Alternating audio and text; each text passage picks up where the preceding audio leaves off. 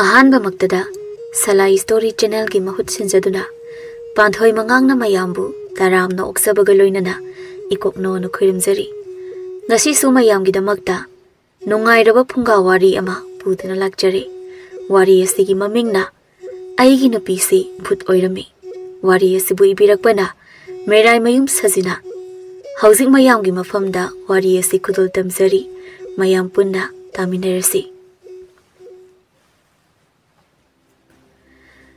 khungang amada yamna heisingba nupa ama leirami masak phajaba nupi natrabadi koiroi haiduna koidaba Nupi na di masa yamna ngauni masak su adum phasi masa nupi amaga maga ta leibani magi maming na lemba kawi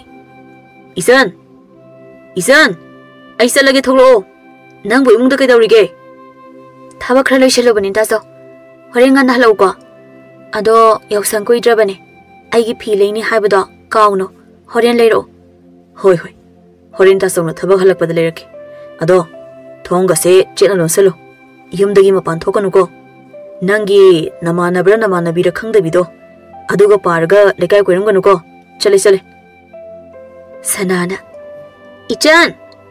ichan leitro sibo magi mapung sak phajabado leiramadi phanida haima sana nang lairo changao chak sagi tawramini charusilo nakhoina bungdu leitro leite thabak satkhre kaigino nangna amukta so hangiduna nungsi hagi tauba aise nangina nama oithoke tauba as taning de nangsima nasaktuga aikhoita zawdaga hairunuko phujakhini phubbiyo hairini aidi napida khuthari na namdana leisingene leisani na yare changasilo ado horen singju saba tholosiko aboki potphamdege hoise chakse saro ai thabak yame hingon pot ke ising sai doini nangsu khara yawramo horen singju gi sendo aina puthokbige ko sana ko as pangal asok sonba ingonda nakhoina bungda legidi yadini na as nang sidi haida haizare phagi tawbani sono sabisidi ngai haki matung sana amadi ichandu hingon pot ising sai ba hokre loisilakpadadi yasanga dawre oima kaino namisi ayogre asuk thuna salisina kaigino isan kaigino ba namisi bo asuk thuna salisibo kaino he thekoina koi ingning ko haujik se ningtham thani kawrabo thaba amata boloi tringai namidang wairam oirakpana hanbani adudi ai satlage ngasidi thenge hayeng oina char singju do ko chale he hoi ai sulai du ka tharukhige yasangbagi isan tasawla thongsi hango lai tasaw kaina tasaw ngasidi yam thengina ngasidi thabak loibada khara thengi aduna nangi phiga leirak hayeng oina nang chalaga leur ado nang sa loirabo ngasidi chagam lam he tasaw se loire tasaw ai thirage khongkul hamnaba isingdo maningda thamama bane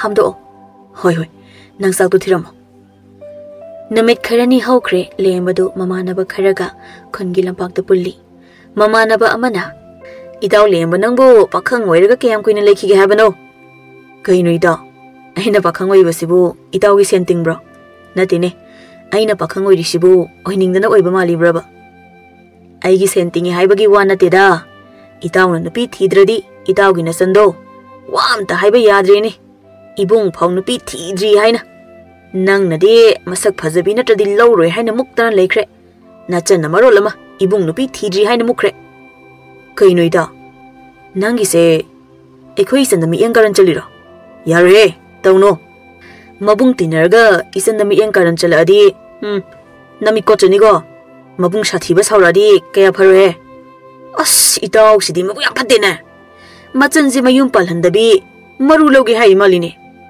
nakhoi tadadi piraroi phangdarsu mabung ainane mapun si supa thakani nasin nanaw chilaw thimandana koizomba phangi du tani khalaga koizomba phangi thainagi ipa ipugi pawro chumkhrajani ko ai sibu kari waladana pamdrino ba yu ngawring sida koi hatokpa kari habano nataw yu ngawrasu nadi tari ko loina dai amata si sadana dai ai jalage Nakoi kuina lebase.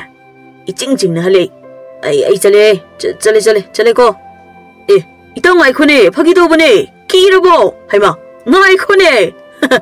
Ai khoi se bisak pi lingai degi tinnarak pa marup sing dani kaw rabo ita. Chale. Ngasi gi di yorage. Lehor. Lembado ngasi di yu phajana ngaure sumlak pada lamhang amadagi lembada nupi amana kauri. Ibung. Hey, kanano. Masak phajai ne. Kaidore. Kaigino ibu kauri bade. Ibung. Aibu ngasi ahing sidang lehenbiyo. Thaba ama chatlubadagi thengdokre. Lembada nupi adu da pungaw ngawkre yuga ngawbaga karimata hanatuna yengkhidre. Hoi ni lao. Aikhoi gi yum sidagi khara chatlaga yorani. Chasilo. Lembado haraubana loire nupi masak phajaba ama phangi mana laurani haina murum soli. Masak su yam phajai. Aina nupi phangdana leibasida laina tharpu oirani. Samlakpada mayum yorakle machan nupi bu kawi mangonda leptuna. Isan. Thongsi hango. Nang tajaw hale. Tajaw. Asuk thenga si phau karai da leiruge. Kanana mati tajaw. Imungdu sangase. Aduga wari da tajaw lirage. Yari leadersu. Inama natra. Hai, nati ne. Mi ikai ki batari ne. Mane. Ahigi ming thaba kawi. Inama jangasi lao. Ngasiday inama na thong basak charani. Kuri no ne. Ahigi nupi ne haikre ne. Hoi de. Masaga sukfajabi sina makhong na thong na la dabu. Aina mug yaning de haidana haikidro. Hair. Chang lage. Sina dum pare. Nongali. Lembado nupi chele haina lekai wawa laure. Thawagi mama mapa leitre. Kanamata leitre. Pauhan basu setlano haina chatre. Isan di harau bada loire. Sana na pom laga phami. Sana. Kaino na ngam pakti ko. Aikhoi ta sawna nabi chelaga nangna sawbiri se kari chanarige ba. As yare bema. Nakhoi na bung sabu loidaba mi man base pamjade. Yam nokningdra. Lamhoina angor sile haidoni nangida. Phanghaude hainingdadana sabu loidaba mi mali kaina tat pakte he nang yam henjandra oibasu yaridabada. Thabana. Isan chak zaragera nang tasaw di sakri. Kaino inama chak loiraba. Tasaw su sakraba. Taman kreda. Haujita natro aina hangama laga piramido. Inama da chak lamlaba. Aduna inama na sasaloisin banida. O hoya dadi lao. Inama salami hardi charase. Aidi nakhoi tasaw ga puna chari lamandana. Sanaga nakhoi ani saminaro. Hoi inama aikhoi saurage dadi. Kaino nakhoi na namase jinjak di thidori he. Isandu mabukta tamina khali. Kaino Funga si sumai amata leite. Ngarang aina chak thongbu loiraga thamlamba phibamduda adum leine. Aikhoi namase chakna kamaina thonginu. As khangja lakjadida. Matam khara hokre thawadu chak punna amukta samina siyade. Ma ko na charage manga saina chakre haina adum khumi. Lembana. Ai thaba. Nangbu chak loirabo. Loiradi chatho sine. Kari insang thonglage ne. Loire makhoi taso. Thidok jarage. Insang de pukhridagi nga macha ama pharaga thongi. Khoino ne. Nga na karum kanda phariba nangde. Othokna thukrimi. Kaidonida. Aina ising sokpa kumbada makok ngawraga leirami. Aduda aina ikhoigi long drive duna kolakpa. Oh, phari thiro zarse. Khong samlapagi ingi. Khong se amukta sahanki. Nangi maitan sibu yawdrabane. Haima. Sidi mai man phawbu leidrine. Nangbu sak loiba kayam kuirage ne. Nongan badi kuidri. Thaba. Nangna thabuk si onthokna yangreda. Isan kaurak lage. Chaba hawbiramo. Suk ngangdana leirano. Aibu kayam kuina. Lotuna leikhini. Taibang mi oiba saduna. Magi manakta kayam kuina leikhini ai. Nangbu nungsiba henman bana. Sakmanaba magi manakta. अवाब कया खांगदुना आई लेजबने अहिबु वारोबिनो थबाने इसन कौनी हाइना थोखिबदगी सुंजंग जंगलखिद्रे लेंबदु चाक चाबा लोइरगा थौलै युमदुदा वाखल अमदा मंगदुना लेपलिबा मागी नुपीदा हैमा थबा कइदौरे इसन कौनी चखरगा नंगदि सिदा कइदौरिबा I fuck चाक चाबा लोइरे नंगबु नसा ngамदब्रो कइदौरगे नमाय नम कदि मोंग मक्सिले कैसु तौदि मखोइदा जौने हेना खंजनबगी ओइरिनी होइसे फरे इसन ग चाक तो चथोंमिनरो मतम खरगी मतुंग लेंबदो ममंग महायाम नुंगाइते लाई खुरमदो के हाइना अमाइबा अमा उनबा लाई खुरा बो लेदब्रो इबुंगो करी लेरे इस करीनो नुपा मसासिदे काखलो करीनो खुरादा करी हाइनिंबा खुरा ऐसे हंदक मरक मंग हायाम नुंगाइते युम अकोइबदा लाई फतबा लेबगी मओंगदा अदुमा उइ खुरा वाखन तारे कैसु तौरिदा कीगनो खुरा वा खरा हाइकी नंग कीखिनोको कीबा यादे नंगी युमदा मियोइबगी थवाई लेरे नंगनदि खंगजदबनिना नंगी नुपीनी हाइना थमलिबा हा करी हेबु खुरा अहिगी नुपी थबाबु असिबा थवाई अदुदि मासे भूत इस इमाई Pema ngaiko amukta tapthako taha tauba yaroi pakhatkanu karisu tawroi nangi imongda mi kaya le isan nupi amaga maga akhoi humlei khura adudi nasan nupi adusu puro ngasi di lai thorom tawba yaroi hayeng ngana nasal adusu puruga law kaisu tawroi da pakhatkanu mi ga lai ga punsinba kaidawnungda yaroi magi mafamda chingnaba thamganu ko hoi khura अदुदे आई अमु योख्रगे हयेंग ngana lakjarage लेंबदो पंकी द कीरे चाक थोंबसु नोंमत उगे फंगदबा लोइरगे हेक्ता लेरंबा पुखरी दगी ngaसो हेक्ता फादुना थोंगलंबा याहौ खिबगा थबक पुंबा लोइरंबा चाक लोइरे हाइरकबगा चंगबदा मैताल अमत लेरंदबा चुम्मेदना अहिना चिंगबदुनेबा मागी मित्रंग तौरगा चाकसे पिजबनेबा मादी भूतनिना मई पाइबा याबसु नथे लेंबो इबुंगो पाम खोदना सक फजबिदो होइमा आइबु होजि करमना युमदा चंगदौरिबसिबा आइगी नुपिसे बुट ओइरमबा हयेंग फावबा आई करमना मागे मनाक्ता लेबा आइना हिंग तुमलिंगै खौरी सिमेलादि आइदि लोइरिने दुम Hera नांदगिदि कैसु तौद्रगा ngasi hekta kaidौदौरिनोदा ngaihaki matong mayum yauri lembado kirup yenglaga changli makhoida jauhanbiraba thabana khanghaudana thoklaga wanganglakpadada kirup changlakpa lembado masa chongba makhai khangi ha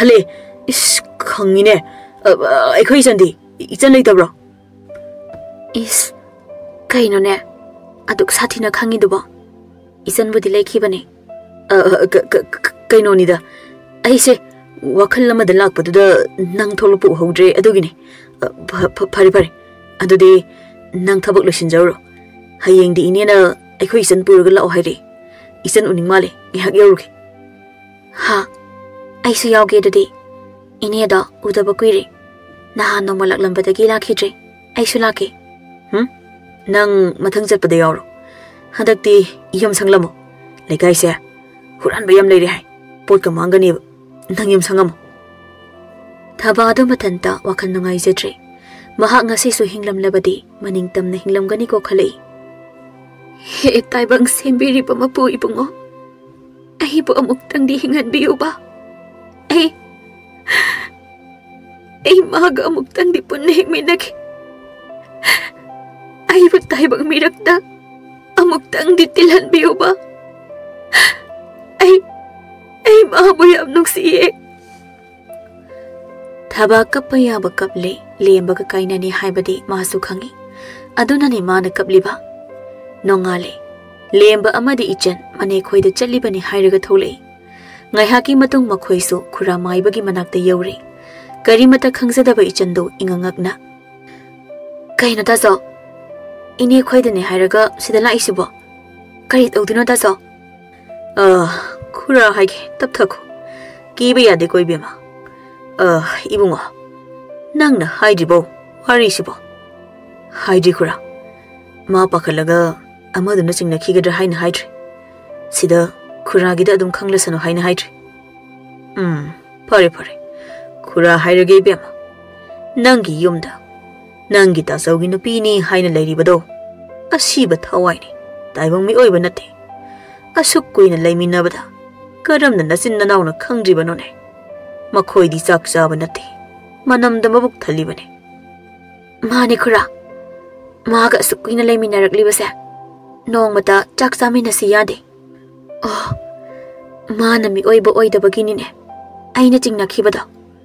Hangamdubu aina chamlaga pirambaga. Chak loire charasi hairakhibado.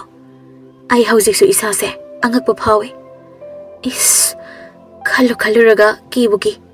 Asukoi base yum amada punna laiminaramlibani ne. Is imai pema tubu zongi. Nakhoi langano. Ai mabu kaurage namit ushalo. Amai badu kari no masinda sonkre. Ngai haki matung mafamdo pumam mamsinkre. Thawai adu lakle. Yamna pendaba khonjelda saungna nganglaga hairaklami. Hey amai ba. Karigino nangna aigi lambida ayetpa piriba. Aigi punsida nangna khut thingzillabanina nangbu hatpa tare. Hey asiba thawai. Nangna taibang mirakta tinduna leibagi maram hayo. Nangi kari karamba pendaba lei. Nangdi sikraba thawai ni. Miram lenda leiba yade. Lairam lenda tinkhinaba apamba hayo. Halloi. Ai magi manakta leigane. He amai ba. Ai thado. He thawai. Marai tawgano. Karino apamba mahayo. Nangi sak thak jaraga lemna hanko. Maduna trabadi ai saurakani. Mai ba chawren iti khangangani. Hayo nangi kari apamba lei. Hairage. Aigi haksanga. Magi haksanga poloi biyo. Kanano ma haibade. Aduga na khoigi haksangna karaida leiba. Sengna hayo. Aigi ming thaba kaoi. Ai thangnaba khunna sidagini. Lembaga. Aigi dahenbaga. Masak chap mane. Nongma dahenbaga aiga. Mipatraba karana. Wari pumba thaba na lire. Henba amadi thaba makhoi anisi yamna nungshine. Makhoi anigi wari laikai du khangdaba leite. Thaba bu yamna pamjaba nupa amasu laikai du leirami. Dahenba. Lakpa haiba kongjeng ko phaiman bado. Ayam hainadre. Lambi lamkhangda yam karantai. Kimda khalunuse. Nang dahenba leisidi. Mana panghin hinjinba ngambanate. Lakpa amadi makhoi mi kharaga laktuna matunglomdagi karantari. Kaino chingkhongchida nakhoi anitang kaidorino. Madu nangi kaina thauno. Nupi mamangda fawba sariba haidunine. Koibudi nang koyuda. Lawbudi aini hek lawra loire. Hoi. Nang wa nganguda khari nglangao. Dahenba chalasilo. Makhoi gon sinaba lemde. Ngasidi nakhoi zakhrano. Thaba. Nang aina lawrake. Lakpagi wadu taramdabi henbaga thabagadu makut samnaduna chatkre. Matunglomdagi lakpaga lakminaba amana henbagi makokta wakok amana thongkre. Thabadu wari lina hi kapli. Namitudagi ai amadi da henbagi haksang polangdo mafamdada tahaduna leiri. Aikhoigi yumdadi da henbana aibu atopa lebakta puduna chenkre haina mifattaduna haijinkre. Aduna aibu makhoi kana amtana thirakidre.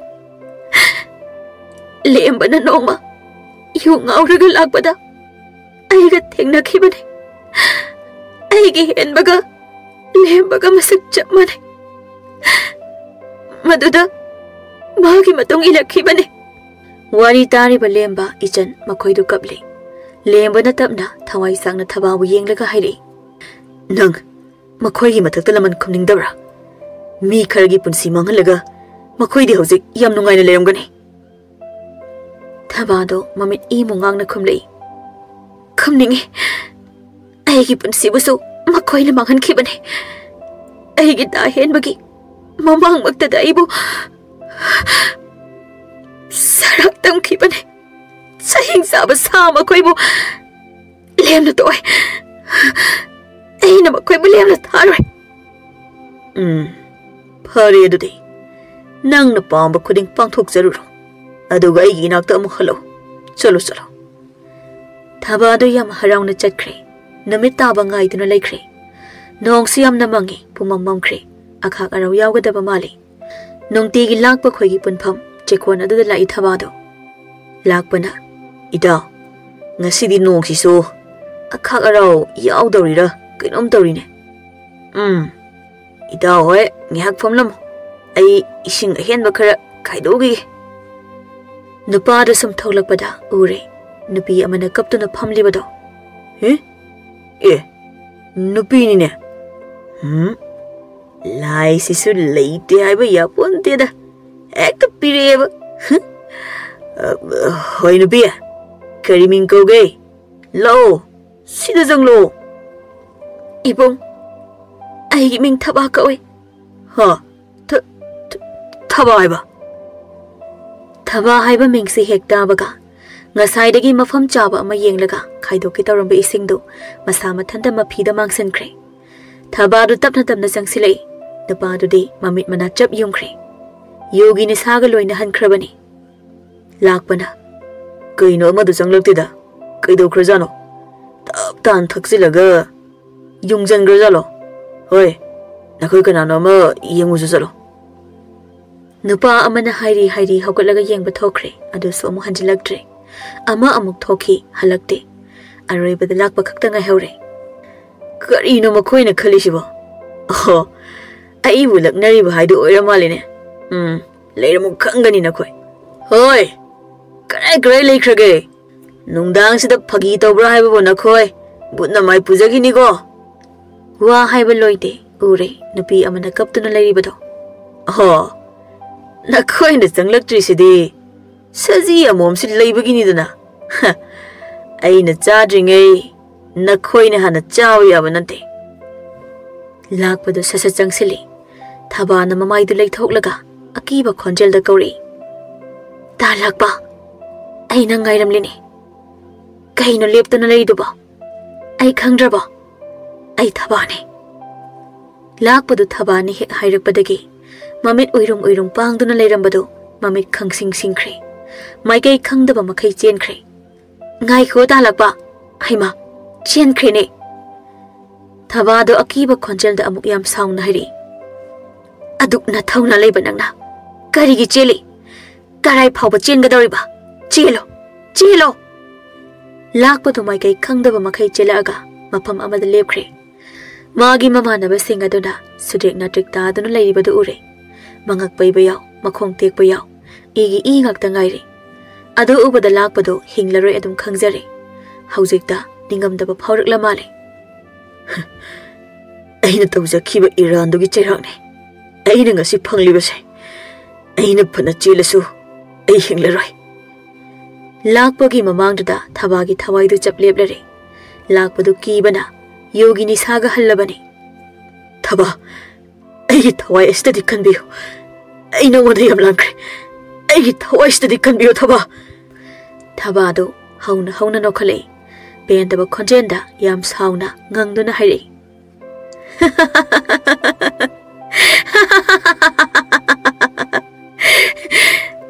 ꯃꯇꯝꯗꯨꯗ ꯑꯩꯅ ꯅꯈꯣꯏꯗ ꯅꯈꯣꯡ ꯀꯣꯟꯗꯨꯅ ꯍꯥꯏꯖꯕꯗ ꯅꯈꯣꯏꯅ ꯇꯥꯈꯤꯕ꯭ꯔꯥ? ꯑꯗꯨꯒ ꯍꯧꯖꯤꯛꯅ ꯅꯪꯒꯤ ꯊꯋꯥꯏ ꯀꯟꯕꯤꯌꯣꯕ꯫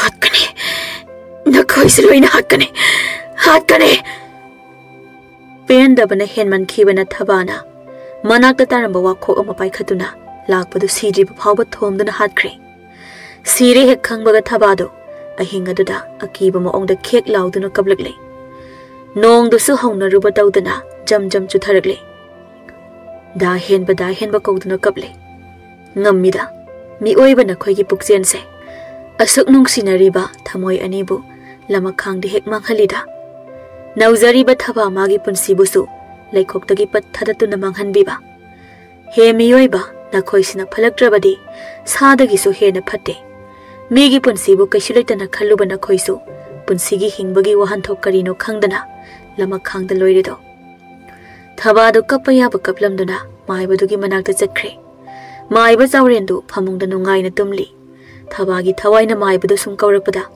mai badu su ta duna thogle ibema nangi thorum loirabra karigino khurabu ko bude khara mai ba ai amade da hen bagi haksang lepham takserake poloi biro hoi hoi hayeng du nangi yumda na khoi yumgi mida wari pumbali raka mayam yauraga tawrasi haujikti nong sukana juri nongalaga hayeng tawrasi ko phare khura adude isan amade dalem babusu ai khoi yumda chappada yahan biyo hoi hoi nang su adwai de leiro nong si sungan gadore khura sang lagi ko change churamba nong su hangkre nong su pura ngale mai ba zawren du lemba amadi ichan galoina na thaba khoi de lai e khura sumang de leiba nupi sibu thaba du natro mani ne is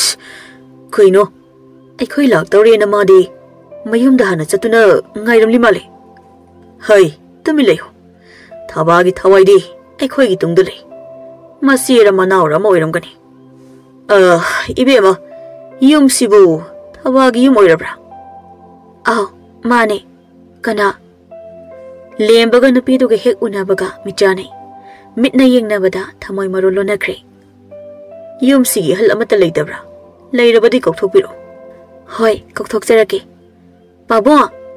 pabo mi la iye kana no ne kari takpi gadaba thaba gi pabung oibirabra mane hayo kari tanasige wari si sumdobani khura chaurena thaba amadi hen bagi wari pumba sitna na lire liba loibada thaba gi imungi mi loina kaple makhoina khalluri ba aranba wakhandoga oiram liba wari siga lakbagi wari su lire thaba gi mapana sauna haireklami ish ai khoidi mi phatta du gi wa loraga isa ani da kaya da lana khalluraba aduga de mi phatta du nei jabo yare hausikti kappagi matam natri ai amai ba chawre ni ibe ma adugi haksang adu lauraga mathong mangam pangthok pina bu tawrasi ibung adugi yunggi mi su yahonsi nakhoi kanano amana kawru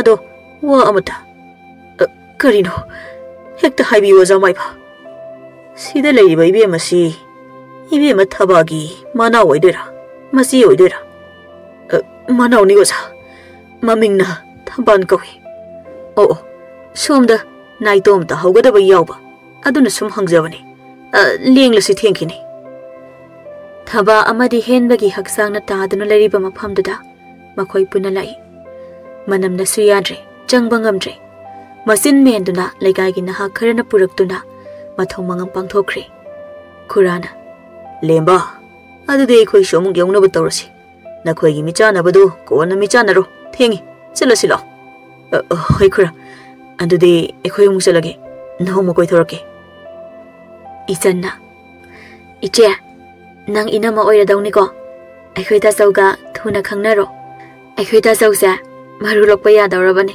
wakhan ta sau he ngayak sum phagi tawbani da iche nanga sai degi napi su kangkangri warani to nakok chi ani ekhoi loina asiba macha ngaktane ahan akongi wa ngaktane to oise ekhoi su salage phagi su phagi ne matang pudi chadre ekhoi ta sausa ise yengbada ware ise wakhalam tangdi khaluka chalage matam kharagi matung lemba amadi thamba luhongkhre masa nupi masak phajarabi ama su phangjari ichanna thoibia ninega tum lorsila ohe talli ni ne imaga pabaga punutumni Ipagi thoibe nanega tumthoro isade maramokpani Tali kaisu ai mayai da tumdoini.